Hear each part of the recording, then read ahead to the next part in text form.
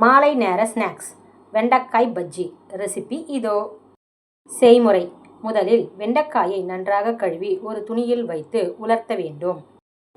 ஒரு பாத்திரத்தில் கடலை மாவை போட்டு தண்ணீர் சேர்த்து கட்டிகள் இல்லாமல் பிசைந்து கொள்ள வேண்டும். இந்த கலவையில் சோள மாவு, அரிசி மாவு, சமையல் சோடா, உப்பு, சீரகத்தூள், ஓமம் போட்டு நன்றாக கலக்கவும். இதை 20 நிமிடங்கள் மூடி வைக்க வேண்டும். அடுப்பில் வாணலியை வைத்து எண்ணெய் ஊற்றவும். காய்ந்ததும் பொடியாக நறுக்கிய தக்காளியை போட்டு வதக்க வேண்டும்.